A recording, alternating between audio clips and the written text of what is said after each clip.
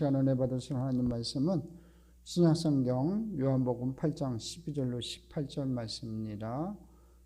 신약성경 요한복음 8장 12절로 18절 말씀 다 같이 합독하시겠습니다. 예수께서 또 말씀하여 이르시되 나는 세상의 빛이니 나를 따르는 자는 어둠에 다니지 아니하고 생명의 빛을 얻으리라. 바리새인들이 이르되 내가 너를 위하여 증언하니 내 증언은 참되지 아니하도다. 예수께서 대답하여 이르시되 내가 나를 위하여 증언하여도 내 증언이 참되니 나는 내가 어디서 오며 어디로 가는 것을 알거니와 너희는 내가 어디서 오며 어디로 가는 것을 알지 못하느니라. 너희는 육체를 따라 판단하나 나는 아무도 판단하지 아니하노라.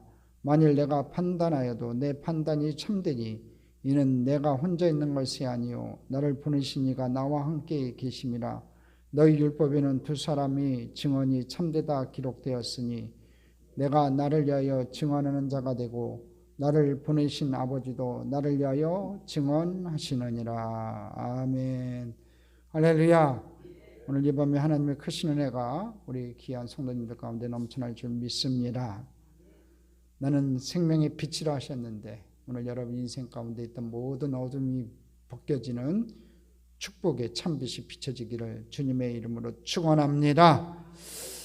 자, 오늘은 요한복음 8장 12절 18절 말씀 가지고 65장 생명의 빛 예수님 두 번째 시간으로 같이 공부해 보도록 하겠습니다.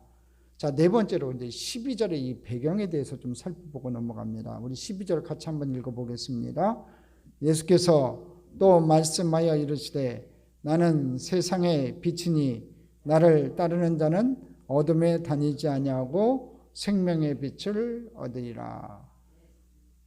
이 초막절 행사 때 유대인들이 하는 그 행사를 빗대어서 첫 번째 예수님께서는 나는 생수다고 얘기하셨고 이제 등을 밝히는 그 행사를 빗대어서 주님께서 뭐라고 했냐면 나는 세상의 빛이라고 했어요. 자, 여러분 이스라엘 백성들이 하나님의 영광이 다시 임하기를 원해가지고 제단에다가 실로암 연못에서 물을 갖다가 그 제단에 계속 부었다고요. 초막절 기간 동안. 그것은 뭐냐면 하나님의 임재가 있는 곳에 성전에서 하나님의 은혜의 강수가 흘러갔다고요. 근데 그게 끊겼어요. 하나님의 영광이 끝났으니까 임하지 않으니까 그것을 하나님의 영광이 임하게 해달라고 이 초막절 때 그 물을 끼얹는 행사를 했어요. 그건 헛되다는 거죠. 인간으로 하나님의 은혜와 영광을 덧입기를 원하는 것은 안 된다는 거예요. 그것을 분명히 가르쳐주면서 우리 주님께서 뭐라고 했냐면 나는 생수라고 했어요. 나는 생명의 물이다 그랬다고요. 자, 그 다음에 두 번째 이스라엘 백성들이 이 초막절도에 이 등을 밝히는 그런 행사를 했어요. 이 깜깜한 어두운 그 밤에 여러분 그 당시엔 전기도 안 들어왔으니까 깜깜한 밤에 이 등을 밝히는 행사를 하니까 세상을 밝히는 것 같았어요. 그래서 뭐 잠시뿐이라는 거지요. 그때 우리 주님께서 뭐라고 얘기했냐면은 나는 세상의 빛이라고 선포해요. 진정한 빛이라는 거죠. 참빛이라는 거예요. 자, 이처럼 우린 지난 시간에 나는 세상의 빛이라고 말씀하신 주님의 말씀의 진리를 자세히 고찰해 봤어요. 여러분 유대인들은 자신들의 율법 지킴과 절기 준수를 자신들의 빛 때문에 근거로 내놓고 있었지요. 이 초막절마다 이렇게 빛을 발하고 물을 붓는 걸 통해 갖고 하나님의 영광을 드러내기를 원했지만 그거 갖고는 안 된다는 거죠. 열심히 절기를 지키고 열심히 율법이 규정하고 있는 규례들과 장로들의 유전 등을 지키며 자신들의 그 선민됨을 자랑하고 즐기고 있었어요. 그런데 그러한 초막절 명절날에 예수님이 나타나셔갖고 내가 물이다, 내가 빛이다 라고 말씀하심으로 그들의 열심을 무효화시켜버렸다는 거지요. 또한 그들을 어둠이라고 선포하시고는 그들이 내어놓고 있는 열심과 방법이 아닌 예수라는 해결책을 제시하고 계시는 거예요. 내가 물이다, 내가 빛이다 했으니까 너희들이 그런 열심 갖고는 안 된다 이거지요. 해결 방법이 있다. 바로 내가 물이고 내가 빛이니까 나를 믿어라 이거예요. 성경은 거기에 대한 이해하기 쉬운 애로 여러분 가늠한 여인을 용서하는 사건을 삽입했다는 거지요. 이 가늠한 여인은요, 우리를 예표하는 거예요. 죄 많은 저와 여러분을 예표하는 거예요. 이 가늠한 여인을 용서하는 그 사건을 삽입함으로 또 집어넣어 유대인들의 그 추악함과 불가능함을 폭로하시는 거예요. 여러분, 인간의 힘으로 그 여인을 용서할 방법이 없는 거예요. 모세율법에도 그 여인은 돌로 맞아 죽는 게 맞아요. 정죄받는 게 맞아요. 판단받아서 정죄받는 게 맞다고요. 그러니까 세상의 방법으로는 그 여인을 구원할 방법이 없어요. 그렇지만 우리 주님께서 그 여인에게 제3의 은혜를 베풀었어요. 우리 주님만이 오직 생명의 물이고 우리 주님만이 온전한 빛이기 때문에 가능하다는 거지요. 구원은 오직 예수 그리스도의 대신 죽으심으로만 말미암아 되는 것을 우리에게 보여줬다는 거지요. 그게 8장 서두의 가늠한 여인의 이야기였다고 제가 말씀을 드렸어요. 여러분, 7장에는요 열심히 초막절 예식을 행하면서 제단에 물을 갖다 붓고 있는 유대인들에게 내가 물이다라고 선포했고요. 이 8장에서는요 역시 초막절 예식을 행하기 위해 열심히 촛불을 켜고 춤을 추고 있는 유대인들에게 내가 빛이라고 선포하고 있어요. 7장에서는 물이다, 8장에서는 빛이다 이렇게 선포하고 있다는 거죠. 인간은 절대 율법으로는 생명수를 마실 수 없을 뿐만 아니라 빛으로 나올 수도 없음을 고지하는 거예요. 그리고 그 사이에 가늠한 여인 이야기를 삽입해서 인간의 불가능함과 예수 그리스도의 은혜를 좀 더 구체적인 그림으로 보여주는 거죠. 다시 한번 얘기할게요. 그 여인은 자기 힘으로 또 그 당시 모세 율법으로 도저히 구원받을 수 없는 여인이에요. 그렇지만 오직 예수 그리스도의 은혜로 말미암아 구원을 받는 모습을 그림으로 보여준다는 거지요. 또 8장 12절에 뭐라고 얘기하냐면요, 예수께서 또 말씀하여 이르시되 나는 세상의 빛이라고 하셨어요. 12절 서두를 좀 더 원문에 맞게 번역을 하면요, 이 방금 전에 제가 읽어드린 예수께서 또 말씀하여 이르시되 나는 세상의 빛이다, 오늘 요조가 같은 이 말씀을 제가 더 원문에 맞게 번역을 하면 어떻게 읽어야 되냐면요, 예수님께서 다시 그들에게 말씀하셨다, 이게 맞아요. 그러니까 예수께서 또 말씀하여 이르시되, 이게 뭐냐면 예수님께서 다시 그들에게 말씀하셨다, 이게 이 원문에 맞는 번역인 것 같아요. 그런데 11절에는요 잘 보시면 예수님과 가늠한 여인 둘밖에 남아있지 않아요. 그렇잖아요. 바로 전에 11절에는 예수님하고 가늠한 여인밖에 남지 않았어요. 그렇다면 12절에서 그들은 누굴까요? 원문을 읽어보면 예수님께서 다시 그들에게 말씀하셨다고 했을 때 그들은 그럼 도대체 누구냐 이거예요. 그리고 다시는 어느 것을 받는 말이냐 이거지요. 12절은요 저번 주에 제가 얘기했죠. 7장 37절 이하와 연결이 된다고 했어요. 7장 37절과 이 8장 이 12절이 연결이 된다고 했죠. 그럼 7장 37절 같이 한번 읽어보겠습니다. 같이 읽겠습니다. 명절 끝날에 예수께서 서서 외쳐 이르시되 누구든지 목마르거든 내게로 와서 마시라. 자, 예수님께서 초막절 끝날에 내게로 와서 마시라고 말씀하신 후 당신의 생명수 되심을 설명하시는 내용이 나오고요. 그 다음에 8장 12절에 다시 그들에게 말씀하시기를 내가 세상의 빛이다, 이렇게 얘기하시는 거예요. 이렇게 연결이 되는 거죠. 그러니까 8장 12절에 그들은요 37절에 성전 안에 군중인 것이고요, 다시는요 또 37절을 전제한 단어라는 거예요. 그러니까 이 8장 12절을 원문대로 해석하면 예수님께서 다시 그들에게 말씀하셨다, 이 그들은요 이 성전 안에 있는 군중들인 거예요. 그리고 이 다시라는 얘기는요 이 37절을 전제한 단어라는 거죠. 그 맥락을 놓치지 마시고 여러분 12절을 잘 해석을 해야 돼요. 자, 그렇다면 12절에 나오는 이 따른다라는 이 진정한 의미가 뭘까? 다섯 번째로 한번 살펴보겠습니다. 자, 12절을 다시 한번 읽어보겠습니다. 예수께서 또 말씀하여 이르시되 나는 세상의 빛이니 나를 따르는 자는 어둠에 다니지 아니하고 생명의 빛을 얻으리라. 그러니까 이 12절은요 군중들을 향해서 얘기한 얘기라는 거죠. 그렇게 이해하시는 게 더 확실한 얘기인 것 같아요.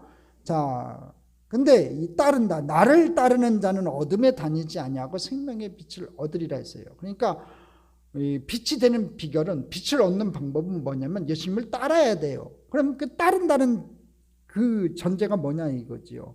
이 8장 12절에서 따르다라는 그 번역된 이 헬라어는요 원어가 아꼴루테오예요. 아꼴루테오라는 단어는 뭐냐면요 함께 같은 길에 있다, 같은 도상에 있다, 같이 동행한다는 얘기예요. 따른다는 얘기는요 졸래졸래 뒤따라간다는 게 아니라 같이 걸어간다는 의미예요. 그러니까 이 교회는요 주님과 함께 그가 가신 길을, 같은 길을 동행하고요 따르는 자들을 일컫는 것이에요. 이 단어를 의미한다면, 이 교회의 정의를 내린다면요 주님과 함께 그분이 가신 길을, 같은 길을 동행하고 따르는 자들을 일컫는 말이에요.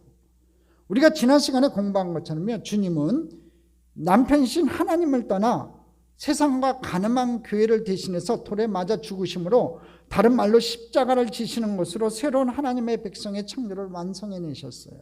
그렇게 새 창조는요 하나님의 희생으로 말미암아 완성되는 거예요. 성경은 그렇게 상함과 손해와 비움의 십자가의 삶을 사는 존재를 빛이라는 이름으로 부르고 있는 거예요. 빛.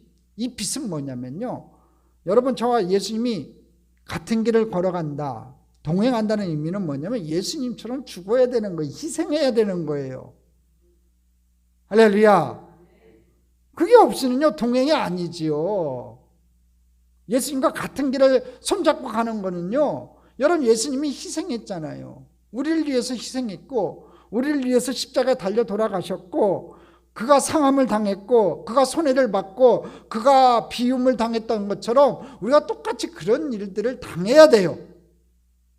그러니까 예수 믿을 때 혹시 오해를 받을 수도 있고요, 또 예수 믿을 때 손해볼 수도 있어요. 그렇지만 그런 것들이 결국에는 그 십자가의 삶을 사는 삶이 되는 것이고, 그 삶을 통해서 여러분은 모르지만 이 안에서 하나님의 영광이 임한 저와 여러분에게, 하나님의 빛이 임한 저와 여러분에게 빛이 발산되는 거예요.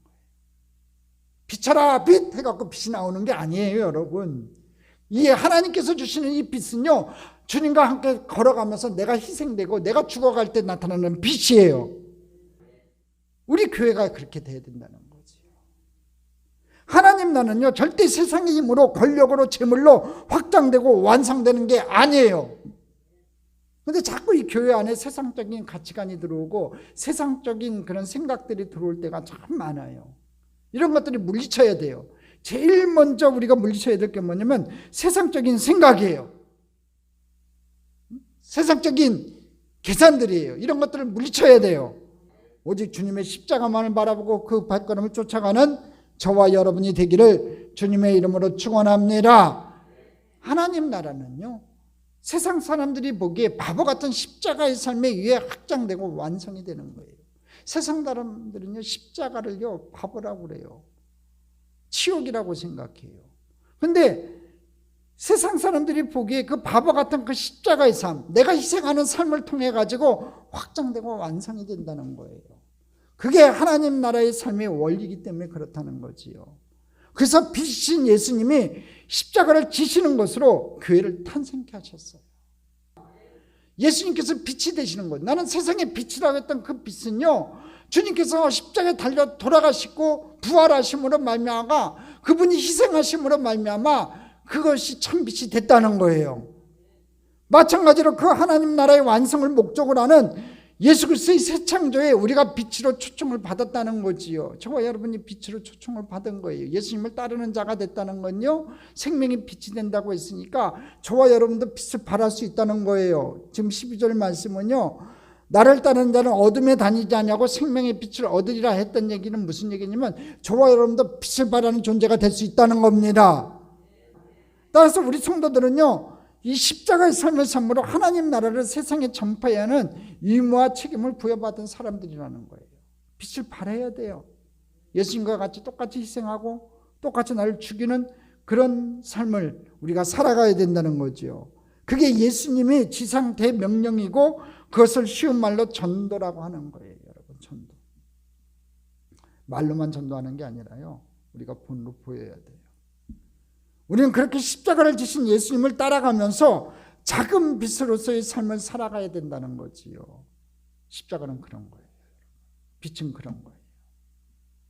언뜻 보면 패배의 현장 같아 보이지만 그것보다 멋진 승리의 현장은 그 역사 속에서 두 번 다시 찾아볼 수 없어요. 십자가는요, 로마 군병들이 봤을 때는 참혹한 패배의 자리였어요. 아마 예수님을 못 박아 죽이려고 했던 유대인들, 바리새인들과 이 대제사장들 눈에는 철저히 패배의 자리였을 거예요. 자기들이 승리했다고 생각했을지 몰라요. 그렇지만 영적으로 봤을 땐 그처럼 멋있는 승리의 자리가 없었어요. 자기가 죽음으로 말미암아 온 인류를 구원하신 그 위대한 승리의 자리가 바로 그 십자가의 자리였다는 것이죠. 그리고 내가 빛이라고 했던 그 빛이 가장 찬란하게 빛났던 자리가 바로 그 자리예요. 여러분, 그렇다면 예수님이 그런 빛으로 인생을 살았다면 빛으로 부름받은 성도는요, 바로 그 십자가의 삶 속에서 승리를 거두는 역설의 삶을 사는 자들이라는 거예요. 무슨 얘기냐면 저와 여러분의 삶의 자리에서도 좀 예수님 때문에 손해보고 예수님 때문에 좀 죽어지고 예수님 때문에 좀 참부터 당하더라도 그래도 그 예수님의 십자가를 지고 살아갈 때 그 가운데 발광체의 역할, 진정으로 바라크의 복, 빛을 발하는 삶을 살아가는 저와 여러분이 될 줄 믿습니다. 여러분, 원수를 위해 내가 대신 죽어주는 십자가라는 이 바보 같은 삶이요, 하나님의 뜻을 온전히 이루는 삶이에요. 하나님은 그렇게 살기를 원해요. 저와 여러분 그렇게 살기를 원해요. 내 자존심 반해하고 내 생각 다 내세우면서 여러분 그렇게 신앙생활 하기를 원치 않으세요. 우리 주님은요, 조금 손해보기를 원하세요. 여러분 좀 손해보라고 그러세요. 재물로도 좀 손해보고요, 또 어떻게 하나님 나라 위해서 자존심도 좀 내려놓고 여러분들 좀 손해보기를 원해요. 근데 그렇게 하기 쉽지 않아요. 거의 대부분의 사람들은요, 자기가 이해되는 하나 안에서 예수를 믿으려고 해요. 타협하는 거지. 주일 오는 것도, 주일 성수하는 것도 타협하고요, 다 타협해요. 근데 하나님께서는 그걸 원하지 않으시는 거예요. 온전한 십자가의 짐을, 십자가의 삶을 살아가는 저와 여러분이 되기를 원한다는 거지요. 그것을 통해서 안 믿는 사람들의 구원과 하늘나라가 완성이 되는 것을 원하신다는 거예요. 그 아버지 뜻은요, 예수 그리스도의 버려짐에 의해서 온전히 다 이루어졌다는 거지요. 그런데 그 십자가상에서의 예수 그리스도의 버려짐 속에서 우리가 함께 동행하고 있다는 거예요. 나를 따라, 나를 따라. 12절의 말씀에 나를 따르는 자는 어둠에 다니지 아니한다고 하잖아요. 우리 주님은 동행하기를 원하시는 거예요. 여러분 어둠에 있기보다는요, 여러분 빛 가운데 있기를 원하세요. 여러분 예수의 버려짐의 삶이 하나님 아버지의 뜻을 다 이루어낸 것처럼요, 우리의 삶도 아버지의 뜻이 다 이루어지는데 동참하게 돼야 돼요. 그 얘기는 희생하면서 살아야 된다는 거죠. 내 십자가를 지고 따라가야 된다는 거예요. 중요한 것은 우리는 이런 우리의 인생 속에서 바로 그러한 십자가에서의 버려짐을 실제하면서 살아야 한다는 거죠. 실질적으로 나타나면서 살아야 된다는 거예요.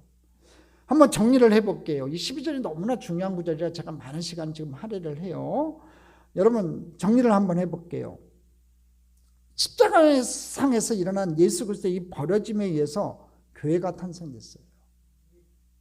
교회 탄생은 예수님께서 십자가에 달려 돌아가시고 그가 피 흘리시고 죽으시고 부활하신 걸 통해서 교회가 탄생이 됐단 말이에요. 그러니까 무슨 얘기냐면 참빛에 의해서 새 창조가 일어났어요. 제일 먼저 여러분 하나님께서 천지를 창조하실 때 빛이 있으라 하시니까 첫 번째 창조는 빛의 창조였어요. 그럼 새 창조는 뭐냐면 참빛이신 예수 그리스도에 의해서 새로운 창조를 이루시는 거예요. 그러니까 저와 여러분이 그 참빛에 의해서 다시 그 새 창조의 역사에 동참을 해야 돼요. 다시 오실 그 예수님을 통해서 저 하늘나라가 이 땅에 임하는 것을 우리가 이뤄나가는 그런 새 창조의 사역에 우리가 동참을 해야 된다는 겁니다. 그런데 주님은 우리를 걸어 자신과 똑같은 빛이라고 칭해 주시고 계시는 거예요. 12절 하반부 다시 한번 읽어볼까요? 나를 따르는 자는 어둠에 다니지 아니하고 생명의 빛을 얻으리라. 나를 따르는 자는 생명의 빛을 얻으리래요. 그러니까 여러분 예수님 따라가면서요, 예수님 따라가는 그 삶을 살면서 진정으로 생명의 빛을 받아서 그 빛을 발산하는 귀한 주님의 백성이 되기를 간절히 소망합니다. 그리고 아버지가 당신을 보낸 것처럼요, 우리를 세상에 다시 보낸다고 말씀하세요. 요한복음 20장 21절이에요. 같이 한번 읽어보겠습니다. 예수께서 또 이르시되 너에게 평강이 있을지어다. 아버지께서 나를 보내신 것 같이 나도 너희를 보내노라. 어둠 가운데 있는 그 어둠 속으로 예수님을 따라가는 저와 여러분이 됐기 때문에 빛을 발산하는 발산체가 됐으니까 그 어둠에 가서 빛을 발하라는 거예요. 어둠을 물리치라는 겁니다. 즉 우리를 새 창조 사역의 동역자로 부르셨다는 거예요. 얼마나 기뻐요, 여러분. 여러분, 어둠을 다 물리쳐야 돼요. 예수님께서 이 땅에 다시 오기 위해서는 어둠이 물러가야 돼요. 그 어둠을 물러가는 그 새 창조의 역사에 저와 여러분이 동역자로 부름을 받았다는 거지요. 따라서 우리 성도의 삶은요, 이 땅에서 버려짐의 삶을 살면서도 전혀 자기의 주장이나 이견을 제시하지 않고 털 깎는 자 앞에서의 어린 양처럼 온전한 자기 부인을 세상에 보여줌으로 해서 아버지의 뜻을 이루는 새 창조를 완성해내는 삶을 살아야 돼요.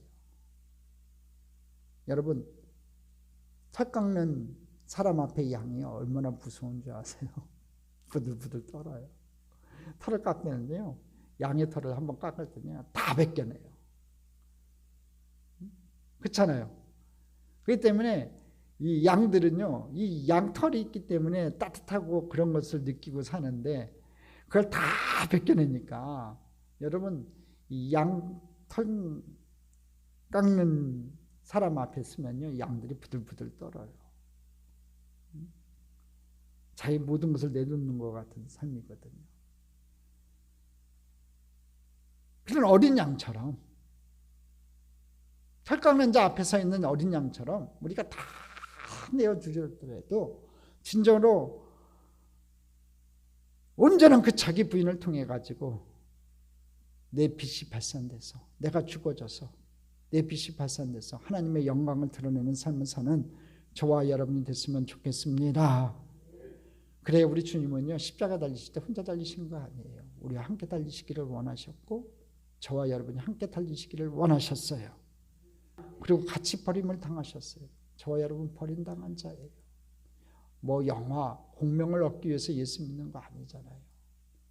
온전한 구원을 이루고 그 구원받는 백성들을 확장시키기 위해서 하나님 앞에 부르심 받았다면 저와 여러분이 하나님 뜻을 이루기 위해서 진짜로 오늘도 죽어가는 귀한 은혜가 있기를 주님의 이름으로 축원합니다.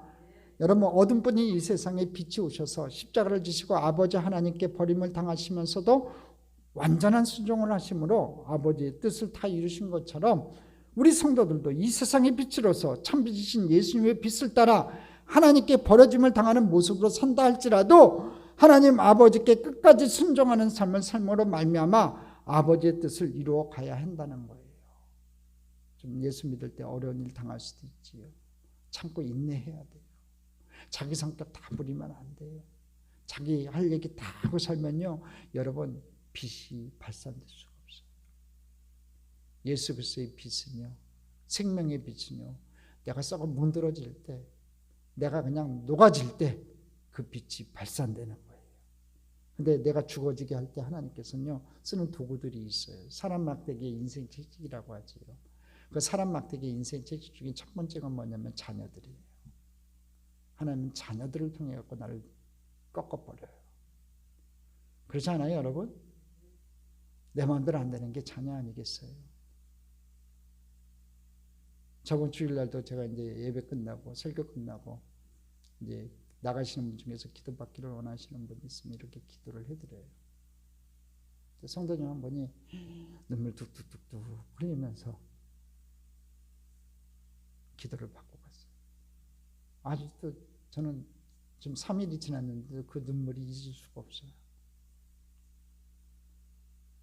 그 자녀를 향한 그 어머니의 눈물.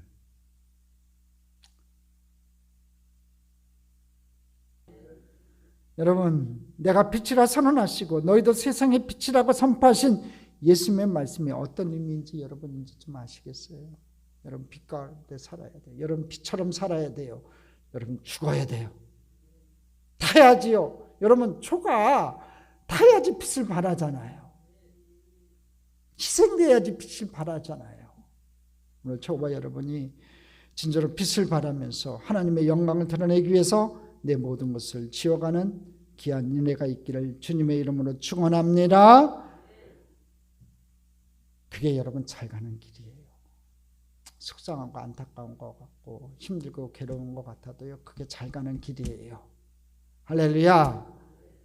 여러분 주님의 사역에 동참한다는 건 그렇게 쉽지가 않다는 거죠. 하나님 아버지의 뜻을 이루는데 동참하는 삶보다 여러분 더 값진 삶이 어디 있겠어요.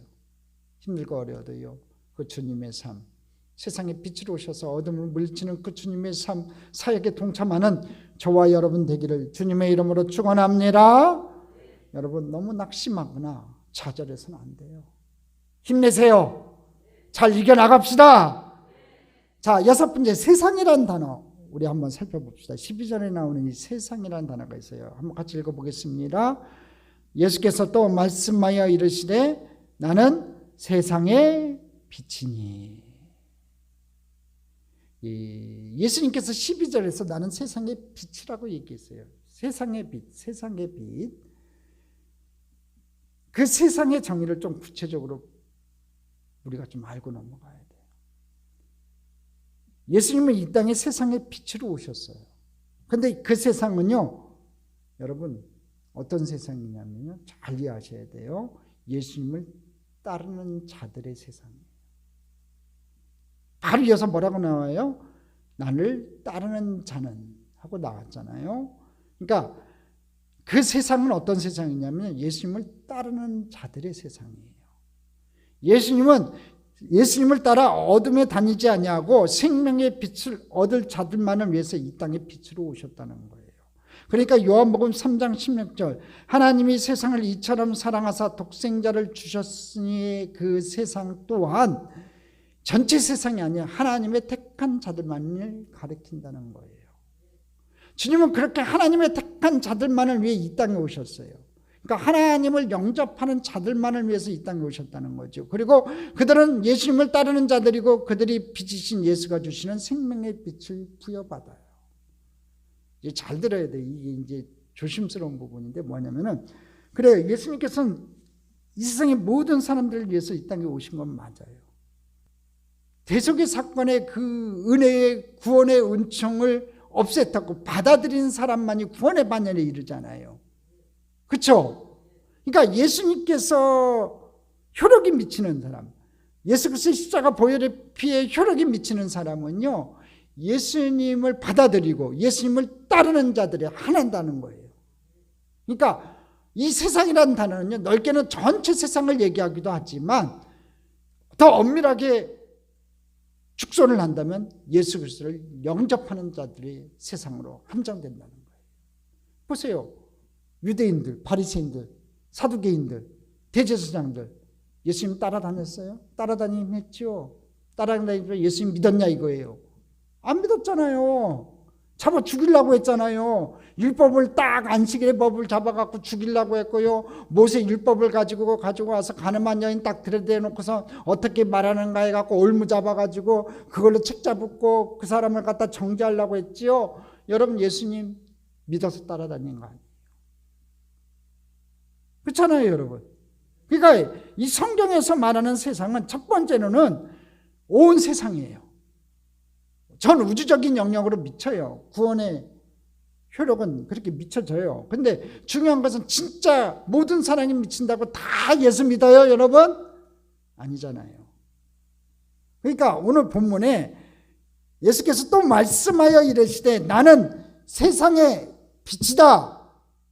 나를 따르는 자는 생명의 빛을 얻으리라 했을 때의 효력은, 진짜 효력은요, 진짜 효력은요, 여러분 예수 믿는 사람들에게 하나님은 거예요.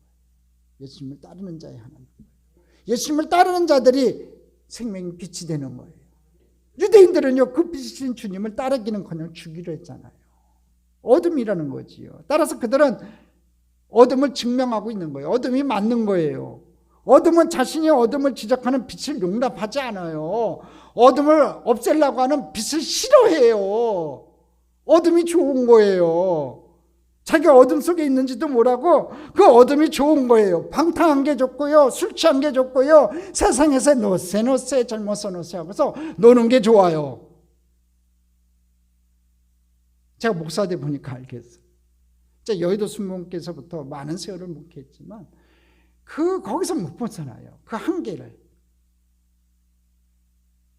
자기가 세우는 그 울타리를 벗어나지 못하고 그 울타리 속에서 자기가 보는 게 다 맞다고 생각하고 내가 보고면서 내가는 그 많은 사람들을 보면서 저 사람들은 예수를 왜 저렇게 믿을까 했는데 그 한계예요. 거기서 못 벗어나는 거예요. 어둠 속에 있는 거지요.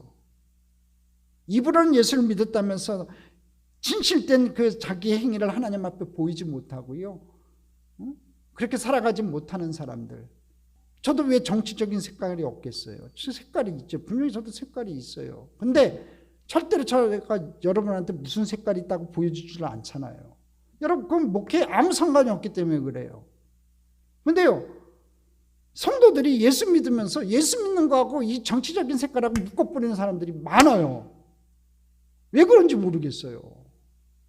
여러분, 호남에 믿는 예수님하고 저 경상도에서 믿는 예수님하고 저 제주도에서 믿는 예수님하고 저 서울에서 믿는 예수님하고 달라요? 여러분, 교회 안에는요 그런 거 들어오면 안 돼요. 절대로 티도 내서는 안 돼요. 사람이 모인 데는요 항상 여야가 있어요. 여야가 나눠져 있다니까요. 그렇기 때문에 내 생각이 다 옳을 수가 없는 거예요.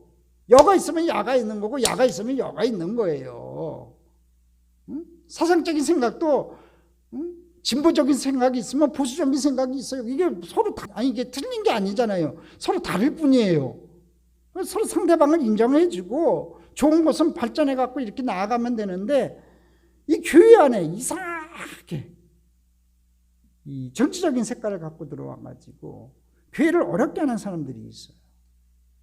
그것도 어둠이 있는 거예요. 진짜 예수를 발견하지 못한 거지요. 예수님은 빛인데, 경상도에만 비치는 빛이에요? 전라도에만 비치는 빛이에요? 아니잖아요.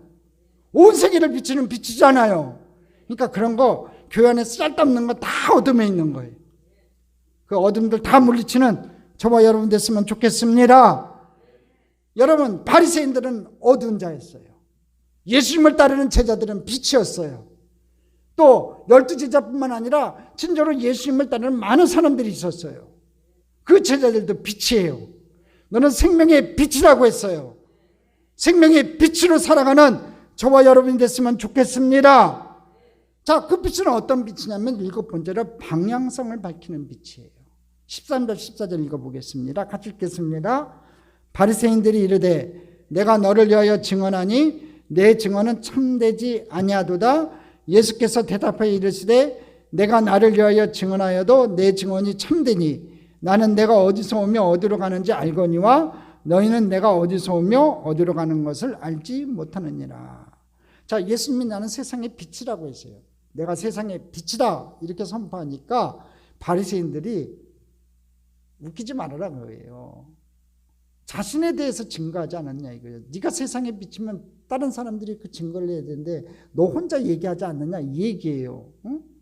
그러니까 예수님의 증거를 믿을 수 없다고 얘기하는 거예요. 네가 세상의 빛이라는 건 그건 믿을 수 없는 얘기다. 그 얘기를 하는 거예요. 혼자서 떠들면 누가 믿겠냐는 거지요. 왜냐하면 유대인의 율법에는요 최소한 2-3사람, 2명 이상의 사람이 증인으로 세워야 돼요. 그래야지 그게 증언으로서 효력이 있어요. 신명기 19장 15절 한번 볼까요? 사람의 모든 악에 관하여 또한 모든 죄에 관하여는 한 증인으로만 정할 것이 아니요 2 증인의 입으로는 또는 3 증인의 입으로 그 사건을 확정할 것이며 한 증인으로는 안 된다는 거예요. 모세율법에는 그래요. 2명 내지 3명을 세워야 돼요. 지금 바리새인들은요, 앞에서 본 것처럼 역시 율법을 들어 율법의 주인이신 주님을 거짓으로 몰고 있는 거예요. 거짓말한다는 거죠. 네가 세상의 빛이라고 했는데 그건 거짓말. 그건 너 혼자 하는 얘기다. 그건 아니다 이거예요. 우리가 알고 있는 모세율법에는 2명 내지 3명의 증인이 세워야 되는데 누가 있냐 이거예요. 너 말고 누가 그 얘기를 하냐 이거예요. 응? 거짓으로 몰고 있어요. 근데 예수님께서 뭐라고 얘기하냐면요, 자신이 하나님이시므로 예수님은 자신이 증거해도 그 증거는 참되다고 얘기를 해요. 맞죠 여러분? 자신은 하나님이시니까 자신이 증거해도 그 증거는 참되다고 얘기를 해요. 예수님은 자신이 어디서 와서 어디로 가는지 알기 때문에 자신의 증거가 참되다고 말씀하세요. 어디서 와서, 내가 하늘로부터 와서 어디로 가는지 하늘로 가는지 나는 알고 있기 때문에 그것이 참되다고 얘기를 해요. 예수님은 빛이시기 때문에 어디서 와서 어디로 가는지를 알고 계세요. 여러분, 소경이 운전할 수 있어요? 큰일 나죠. 소경 운전 못해요. 앞이 보이지 않기 때문에 그래요. 여러분, 밤에요, 헤드라이트 꺼져보세요. 운전 못해요. 요새야 이제 시내 안에는 여러분 가로등이 있어갖고 운전할 수 있지요. 가끔가다 운전하다 보면요, 고속도로에서도 보면요, 전조등 안 켜고 운전하는 사람들이 있어요. 살인자 같아요. 그거 얼마나 위험한 줄 아세요? 운전해 보시는 분 알 거예요. 뒤에 쫓아오는 차가 여러분 전조등도 안 켜고 바짝 따라와 보세요. 그거 참 나쁜 운전자들이에요. 여러분, 헤드라이트 없이 운전하는 것이 쉽지 않아요. 어디로 가는지 알 수 없기 때문에 그래요. 근데 낮이 되면요, 전조등 안 켜도 운전할 수 있잖아요. 그렇지 않아요? 제가 이제 기도원에 사역할 때요, 이 오살리 기도원의 특징이 뭐가 있냐면요, 안개가 자주 껴요. 근데 이 저녁에 들어가는데 안개가 자욱하게 껴서 안개등 켜고 상향등 켜고 다 켰는데도요, 진짜 1m 전방에 안 보여요. 옛날 길이 아시죠? 요새는 길이 잘 났어요. 이제 기도원도요, 큰 길이 잘 났는데 옛날에는 꾸불꾸불 가는 논두렁길 가는데, 이 비상등을 켜도요, 뒤에 차도 와서 박아도 모를 정도예요. 그 정도로 안개가 자욱하게 자주 껴요. 진짜 운전을 걸어가는 게 빠를 정도로 천천히 하면서 그렇게 운전해가요. 얼마나 두려운지 몰라요. 특히 깜깜한 밤이에요.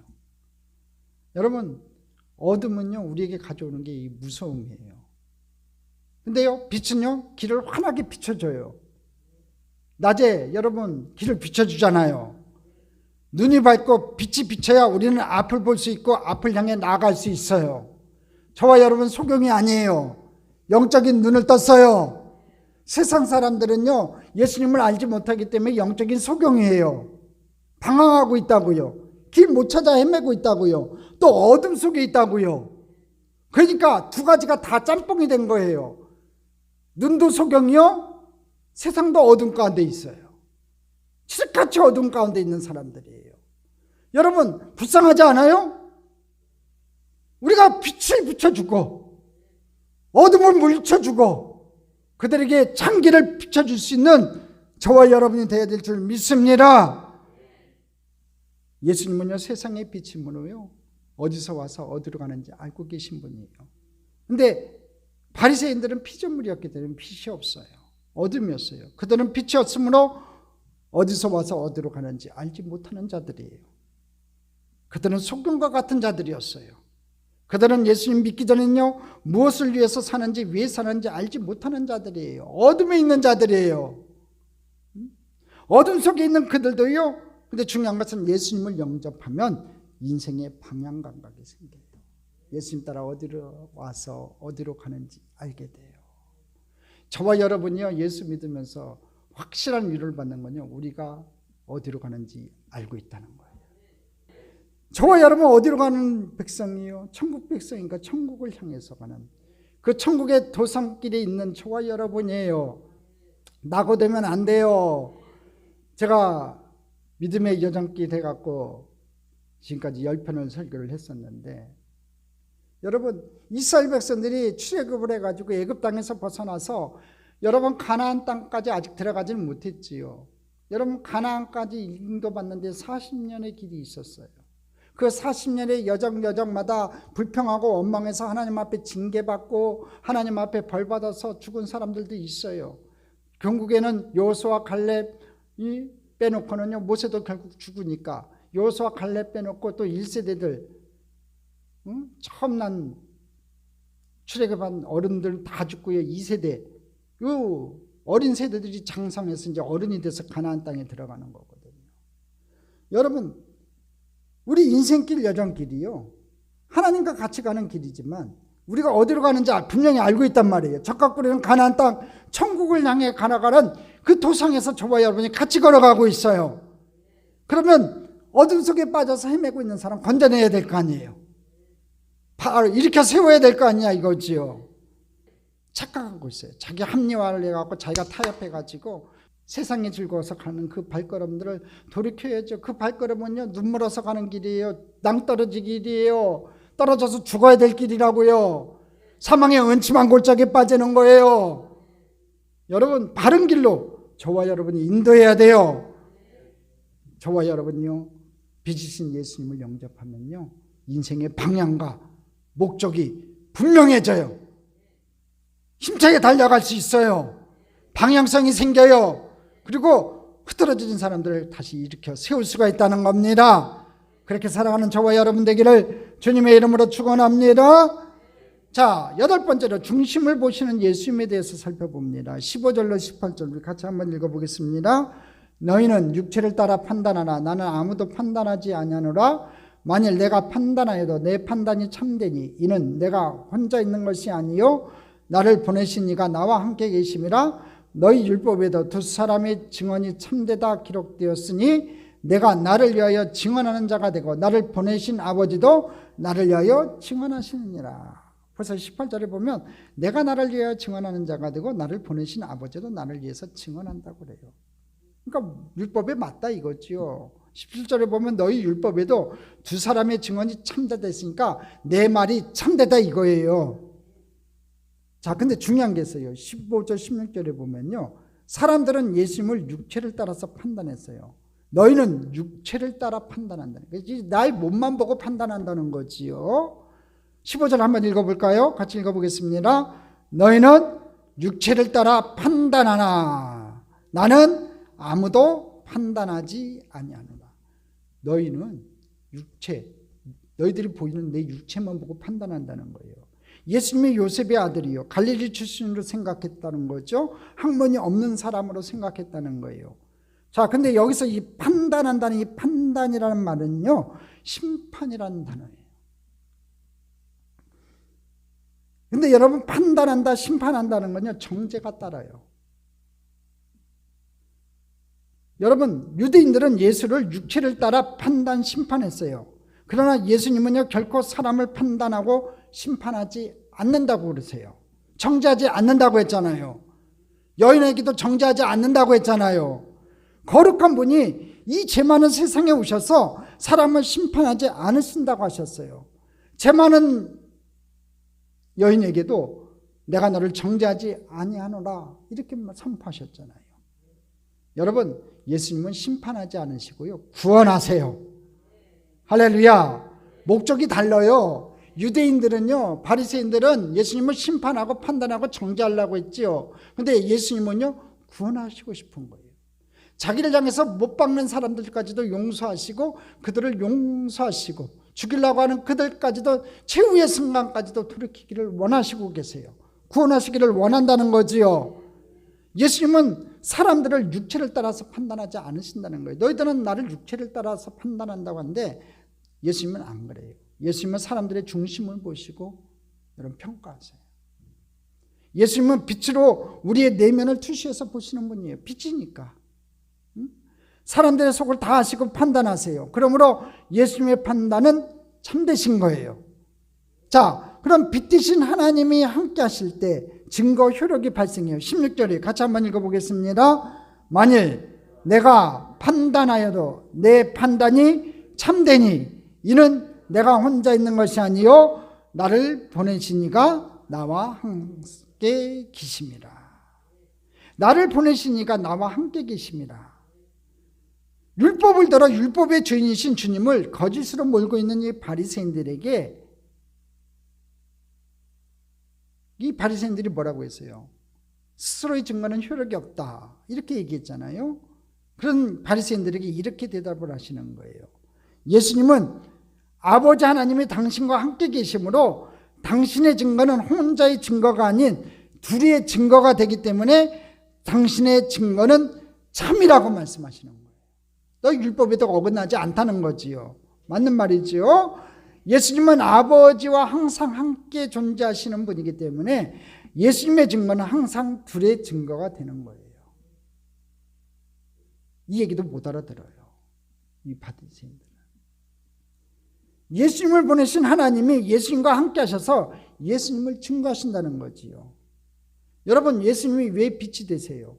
빛 대신 하나님이 예수님과 함께 하시기 때문에 그런 거예요. 하나님은 빛이세요. 하나님을 빛이시라고 말씀하셨어요. 그러니까 어둠이 물러가고 이 세상에 빛이 비쳤어요. 그 빛 대신 하나님이 예수님과 그 마음에 함께 하심으로 예수님도 빛이 되세요. 우리도 마찬가지요. 예수님은 제자들에게 너희는 세상의 빛이라고 했어요. 생명의 빛이라고 하셨어요. 우리가 무슨 세상의 빛이 될 수 있어요? 우리는 흙으로 만들어진 존재로 빛이 없는 존재예요. 우리는 죽음의 권세의 지배를 받고 있는 존재예요. 우리는 생명이 없어요. 그러나 우리가 예수님을 따르면요, 우리 안에 빛 대신 하나님께서 들어오신다는 거예요. 그럼 우리도 세상의 빛이 될 수 있어요. 빛 대신 예수님이 우리와 함께 계시기 때문에 그 빛을 받았기 때문에 그 복을 받았기 때문에 바라크의 복을 받았기 때문에 발산할 수 있다는 거지요. 하나님 우리에게 이렇게 말씀하세요. 이사야서 60장 1절이에요. 같이 한번 읽어보고 오늘 설교를 마칠게요. 같이 읽겠습니다. 일어나 빛을 발하라. 이는 내 빛이 이르렀고 야의 영광이 내 위에 임하였음이로라. 할렐루야. 일어나 빛을 발합시다. 어둠을 물리칩시다. 세상에서 방황하는 어둠 가운데 있는 소경된 자를 바른 길로 인도하는 청빛을 바라는 저와 여러분 되기를 주님의 이름으로 축원합니다. 축원합니다. 축원합니다.